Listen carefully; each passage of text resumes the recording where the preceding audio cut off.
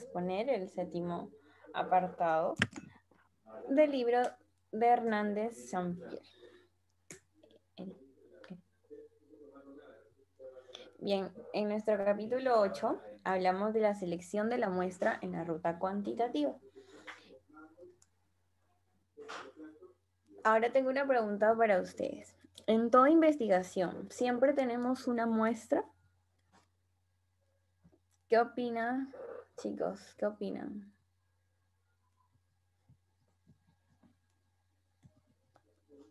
¿Qué opinas, Eric? Creo que en la ruta cuantitativa creo que sí, pues, ¿no? Me parece que sí. Ajá, pero si hablamos, por ejemplo, de las investigaciones en general, ¿en toda investigación siempre tenemos una muestra? No necesariamente, ¿no? Ujú. Jimena, ¿qué opinas? Yo opino que sí, porque quizás en las investigaciones donde la población se le aplica, o sea, se le aplica a toda la población, esa viene a ser igual la muestra, me parece, no, o no sé si me Sí, equivoco. sí, yo opino igual que Jimena también, ¿no? Me parece que toda investigación tiene una muestra, porque inclusive en aquellas investigaciones donde no utilizas una muestra humana, tienes una proporción muestral, ¿no? Por ejemplo, incluso en los metaanálisis, en las revisiones sistemáticas, la cantidad de artículos que tú ubicas son tu cantidad de muestra también, ¿no? Entonces, yo creo que sí, que toda investigación requiere y necesita de una muestra de estudio, ¿no? Representativa de lo que quieres evaluar, ¿no? Bien. A ver, ¿quién más está por ahí? Vamos a preguntarle a Valerie. Valerie, ¿qué opinas tú? ¿Crees que en toda investigación siempre debemos tener una muestra? Definitivamente, porque para realizar una investigación muchas veces no tienes el manejo de toda la población. Bueno, en parte, ¿no? Entonces, en algunas investigaciones quizás sí, pero es importante contar con una muestra dependiendo para así poder generalizar los resultados que obtengamos, ¿no? En nuestro estudio. Entonces, yo creo que sí es muy importante, porque aparte si tenemos en cuenta la muestra, em, estamos como que, ¿cómo te digo? Estamos utilizando un porcentaje relevante e importante dentro de toda la población a la que se va a basar nuestro estudio. Bien. Cristian, finalmente, ¿cuál es tu opinión? Oh, Cristian. Bueno, entonces, chicos, bueno, casi siempre las investigaciones pues se dan lo que es la muestra, puesto que hay algunas investigaciones en las que no necesariamente usamos un porcentaje de la población, sino la totalidad de toda la población. En todas las investigaciones no hay una muestra en sí, sino también depende el tipo, la finalidad, el objetivo que tenga, ¿no? La problemática que estemos y la temática también a abarcar en la investigación, pero en la mayor parte de ellas sí se requiere lo que es una muestra. El que avanza. Ahora, pero para hablar de la muestra tenemos que saber lo que es una muestra. Pues acá el autor menciona que es un subgrupo de la población o el universo. También vamos a aclarar que la población universo pues es básicamente la muestra, pero de manera general, para entenderlo así, ¿no? Es, por ejemplo, todos los habitantes de Perú somos la población. Sin embargo, el grupo de contacto es una pequeña muestra de repente, ¿no? Es algo para un ejemplo súper súper claro. Entonces, la muestra es un subgrupo de la población universo que nos interesa a nosotros para recolectar ciertos datos que nos van a servir para alguna investigación o algún estudio en específico, ¿no? En cuanto a cómo es el proceso para seleccionar esta muestra, ¿no? Hay un proceso idóneo para que nosotros tengamos en cuenta tengamos en cuenta lo que es la muestra que vamos a trabajar. Primero tenemos el primer punto que es determinar la unidad de muestreo o análisis. Es decir, vamos a ver sobre qué personas vamos a trabajar, ¿no? Qué datos les vamos a pedir y quiénes nos pueden beneficiar ante esa recolección que nosotros vamos a hacer de información. Luego de eso ya vamos a delimitar lo que es la población o el universo. Y ahí ya empieza, ¿no? Lo que es la estrategia que vamos a utilizar de muestreo. Esta tiene que ser idónea para poder seleccionar aquellas unidades o aquellos individuos. Bueno, vale la redundancia también, como mencionaba Enzo, no necesariamente tienen que ser personas, pero también depende mucho de la investigación, ¿no? En este caso cuantitativa, pero también puede ser cualitativa. Y el muestreo, pues también tenemos que tener en cuenta que puede ser probabilístico o no probabilístico, que ya luego se va a explicar. Luego también tenemos que calcular el tamaño de la muestra. Este tiene que ser un tamaño apropiado para nuestra investigación y para lo que se requiere solicitar en los individuos.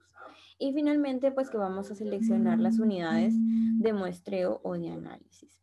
Pero, ¿qué es la unidad de muestreo o análisis? ¿Cómo vamos a determinar estas unidades? ¿No?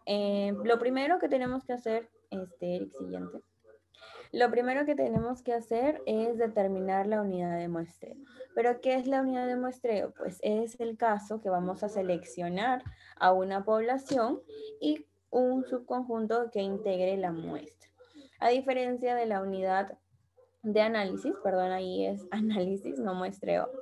En la de análisis, lo que va a hacer pues es la unidad de la cual se van a extraer los datos o la información final, ¿no? Es de aquella con la que se va a trabajar y que a veces en distintas investigaciones suelen ser las mismas.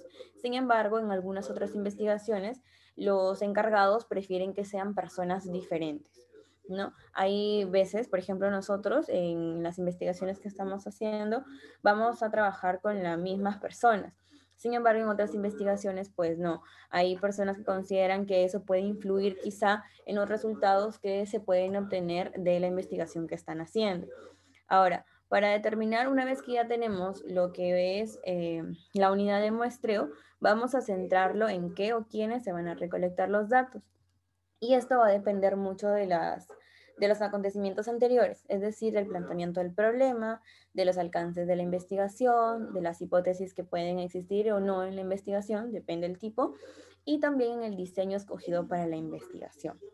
En algunos casos, pues parece sencillo, en otros no, pero depende mucho también de los factores que se van a tomar en cuenta, del interés que tengan las personas y que estén predispuestas a lo que es la aplicación para recolectar información. No, aquí también nos habla de, amigo, siguiente, sí. Para determinar esto necesitamos tres cosas, ¿no? Darnos cuenta de la pregunta de investigación. Esta pregunta de investigación va a ir muy relacionada con lo que es el objetivo, ¿no? La finalidad que tenemos nosotros como investigación. Y luego escoger la unidad de análisis, pero también nos muestra cómo elegir una idónea y cómo hacer la errónea, ¿no? Cómo no hacer una selección errónea. Entonces, en un ejemplo que yo he puesto ahí es, por ejemplo, si nuestra pregunta de investigación fuera, ¿cuáles son las causas por las que la leche de vaca producida por una granja se encuentra contaminada por determinada bacteria dañina? En la unidad de análisis errónea podrían decir que es las vacas de dicha granja, o sea, estamos hablando de las vacas. Aquí ponen a la unidad de análisis como las vacas, sin embargo, eso no es, pues las vacas no se pueden analizar. Sin embargo, lo que sí se puede analizar son las muestras o la cantidad de leche que ellas producen y que la transmisión de la bacteria puede darse también por el tipo, por de repente las personas que la ordeñan, entonces incluyen más factores. Y ahí estaríamos detectando un error de que las vacas, en este caso, que es como que el factor principal, no necesariamente es la unidad de análisis correcta. Sin embargo, ¿cuál sería la unidad de análisis correcta? Pues sería de que las muestras de leche en sí es la cantidad o las muestras de leche que producen las vacas. Y esto pues se va a tener en cuenta lo que es un procedimiento riguroso en el cual encontremos lo que es, por ejemplo, los elementos que utilizan, el limpiado, de repente el hábito de aseo para los animales en cuanto al secar de los pezones a la vaca, al desechar los primeros chorros de leche o algunas otras técnicas que tengan ahí en la granja que no permitan que haya contaminación en cuanto a las bacterias, ¿no? Y también puede ser de repente un análisis de sangre u otras pruebas que puedan intervenir en nuestra unidad de análisis, que en este caso van a ser las muestras o cantidad de leche producida por las vacas. Así como estos, hay muchos ejemplos en el libro que nos muestran, ¿no?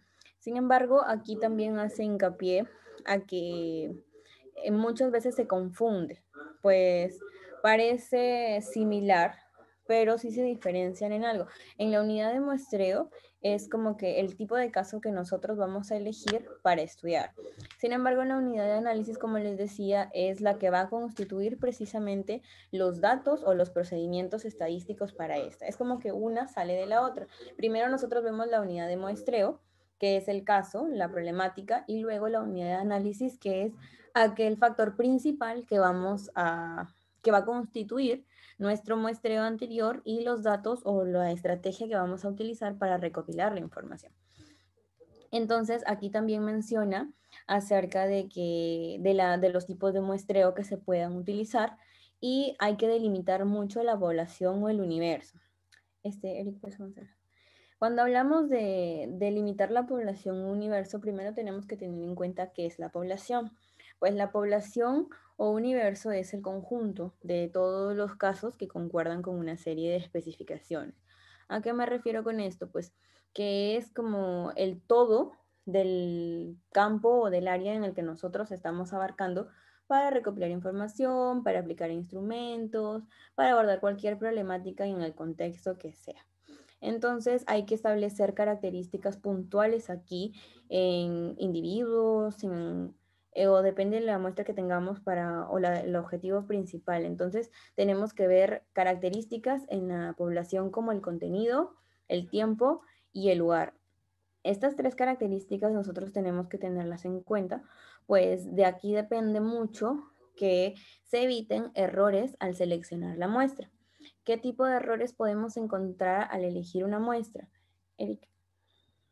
Primero vamos a encontrar tres tipos de errores. El primero es que se va a desestimar o no el elegir un caso que podría ser parte de nuestra muestra, ¿no? De repente participantes que tendrían que estar seleccionados pero que no fueron seleccionados porque no se acoplaban a algunas características o criterios que nosotros establecimos en nuestra investigación. Luego tenemos el punto 2, que es incluir casos que no deberían estar porque no forman parte de la población. Y en el tercero es seleccionar casos que son verdaderamente inelegibles, pero que han sido seleccionados. Entonces, imaginémonos que nosotros estamos en una encuesta, ¿no? O ahorita, por ejemplo, en un sondeo electoral, ¿no? Por las preferencias electorales, ¿no? En el tema político. Y imaginemos que nosotros no vamos a entrevistar a los mayores de edad, sino vamos a entrevistar a los menores de edad. Y que ellos no pueden votar legalmente, eso nosotros lo sabemos y que no deberían ser agregados en nuestra muestra, pero sus respuestas de repente han influido en las redes sociales, han influido tanto, o quizá este tipo de población se ha sometido mucho en el tema que lo consideramos como si fueran parte de la muestra. Y esto es un error. Entonces, así como otros ejemplos donde nos indican de que muchas veces desde la vida cotidiana incluso, y no solamente, porque hace hincapié a eso, que no solamente en las investigaciones se tiene en cuenta eso, sino que nos equivocamos porque no sabemos identificar aquellas características o factores que nos sirven realmente y vamos mirando hacia otro horizonte, desviándonos de la problemática real, de los objetivos y la finalidad que tienen nuestras investigaciones. Y eso también depende de los criterios de cada investigador, pues cada investigador tiene la obligación y tiene el valor que le da y al cumplir sus objetivos de estudio. Y es por ello que nosotros debemos establecerlos de una manera muy específica. Entonces, el elegir la estrategia para una muestra idónea también depende mucho de lo que es la estrategia adecuada para seleccionar las unidades del muestreo, sea esta probabilística o no probabilística. Eric.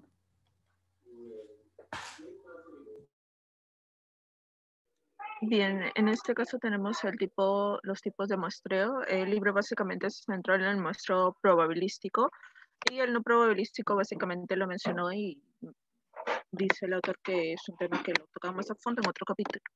Dentro de los tipos de muestreo probabilístico tenemos el simple. Bueno, en este caso es un grupo o un subgrupo de la población en total en el que todos los elementos tienen la misma posibilidad de poder ser elegidos. Y nos pone un ejemplo que, por ejemplo, imagínense que todos entran a un sorteo, a cada uno se le da un número de ticket y pues en este caso todos tienen la misma opción de poder salir ganador, ¿no? Porque no hay una distinción entre los participantes. En el caso del no probabilístico, va a depender mucho del investigador y las características que necesita para la investigación. Siguiente, por favor. Dentro del probabilístico, bueno, tenemos la pregunta de cómo seleccionar una muestra probabilística. Para ello hay una serie de... Permítame un momento, por favor.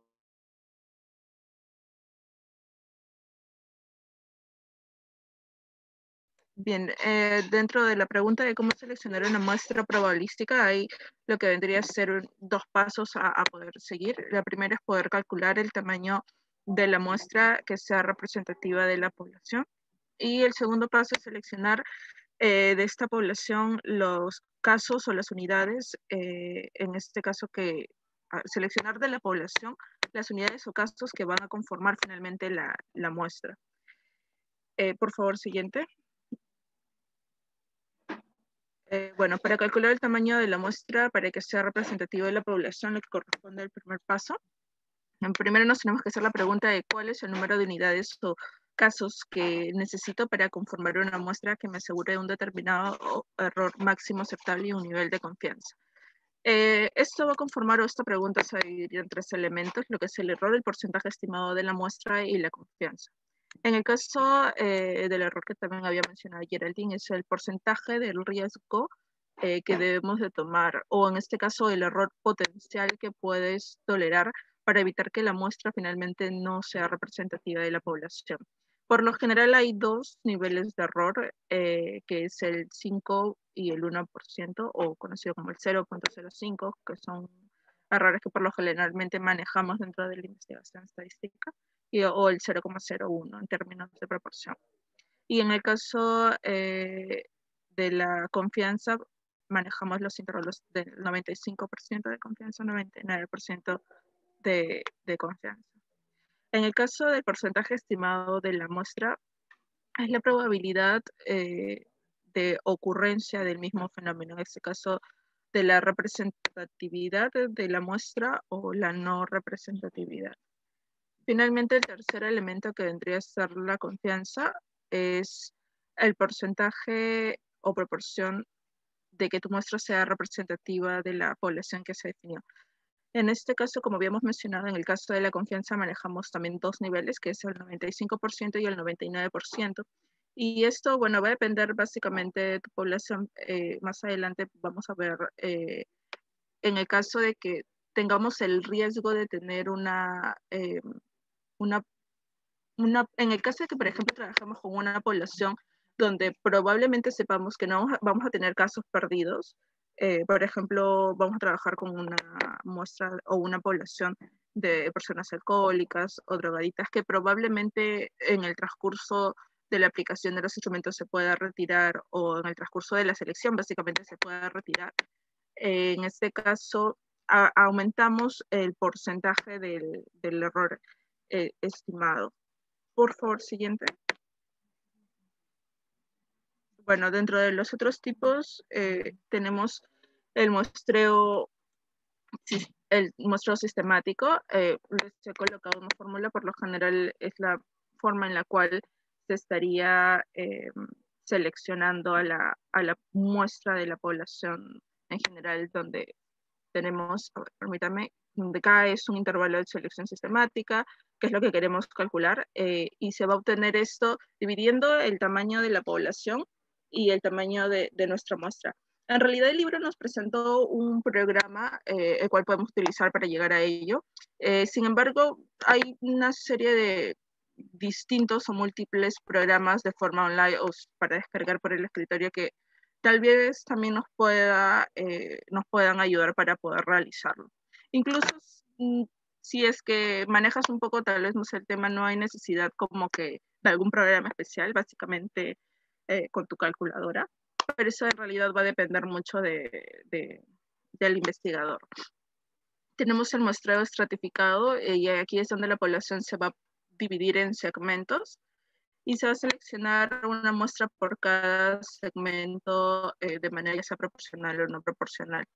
En este caso, es como que si tienes una población, nos ponía el libro el ejemplo de si queríamos evaluar la religiosidad o la espiritualidad, pero nuestra población básicamente o la mayoría vendría a ser personas católicas. Esto sería el muestreo estratificado una buena opción, debido a que vamos a poder segmentar a la población y poder tomar una muestra de cada segmento representativo y de forma que podamos tener como que grupos proporcionales entre personas católicas, cristianos, evangélicos, entre otros. Muestreo por conglomerados. Muestreo en que las unidades se encuentran encapsuladas en determinados lugares físicos. Bien, en este caso va a ser importante tomar en cuenta aquí la unidad de análisis y la unidad muestral. En el caso de la unidad de análisis, nos va a indicar quiénes van a ser medidos, los que vendrían a ser nuestros participantes o los casos a los que vamos a aplicar un determinado instrumento. Y en el caso de la unidad muestral, se refiere al conglomerado o también se conoce como racimo, por medio del cual vamos a lograr el acceso a esta unidad de análisis. Por ejemplo, si nuestra unidad de análisis son niños, nuestra unidad muestral pueden ser colegios. Si nuestra unidad de análisis son universitarios, nuestra unidad muestral serían universidades, y así sucesivamente, dependiendo mucho de nuestra unidad de análisis. ¿Podrías dar siguiente, por favor?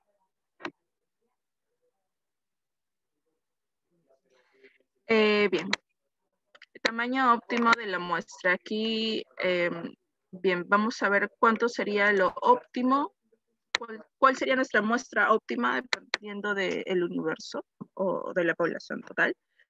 Si es que lo vamos a aplicar o queremos aplicar o algún tipo de instrumento a nivel nacional, la representatividad tendría que ser, por lo común, es que en realidad va a depender de mucho de los autores, y en general este autor menciona que lo común son más de 1000 sujetos para tener una representatividad a nivel nacional. Por otro lado, si es a nivel regional o departamental o provincial, la muestra sería mucho más pequeña, entre rangos de 400 a 700 individuos. En la parte inferior tenemos una tabla donde muestran los mínimos para estudios cuantitativos, y tenemos el mínimo que es experimental o coexperimental, que el tamaño mínimo de muestra podría ser 15 por grupo, lo mismo para el causal, 15 casos, en este caso por variable independiente. En una encuesta a gran escala sería 100 casos para el grupo, y en el caso de la transeccional o correlacional serían 30 casos por grupo segmento del universo. Sin embargo, esto va a depender mucho en realidad puede variar y algunos autores pueden coincidir, pero dependiendo de la literatura puede variar. Sin embargo, al parecer hay en nuestro libro hay una revisión general de lo que podría ser más incidente, y pone estos rangos aproximados de lo que sería óptimo para una muestra. Siguiente. Bueno, el muestreo no probabilístico, les mencioné que no se toca mucho en el libro, simplemente lo mencionan, pero se explica de forma breve que es un procedimiento de selección orientado básicamente por las características de investigación. En realidad depende mucho de la parte del investigador sobre su población y acerca de las características que requiere para que éstas puedan pertenecer a su estudio, ¿no? Existen desventajas y también ventajas con esto. En el caso de las desventajas, ya que no son probabilísticas, no hay forma de poder calcular el error estándar y no podemos determinar tampoco el nivel de confianza. Simplemente hablamos de estimaciones.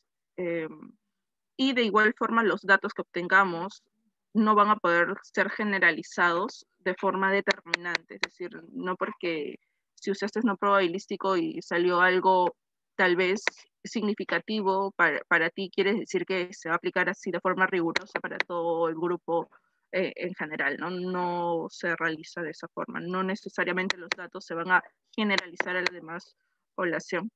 La otra ventaja es, bueno, perdón, esas son las desventajas. En cuanto a las ventajas, tenemos que el valor básicamente va a residir en las unidades de análisis, ya que estas van a ser analizadas o estudiadas a profundidad y va a permitir, va a permitir ver o conocer el comportamiento de las variables de interés entre ellas. Y de igual forma esto nos va a permitir también crear objetivos, ¿no? A veces nuestros objetivos están ligados a las características de la población, de que si comparativas entre hombres y mujeres, si es que tu población es universitario, puedes hacer la comparación entre las carreras mismas. En realidad, el hecho de que conozcas tu población en tus variables va a permitir realizar diferentes interacciones o relaciones entre ellos.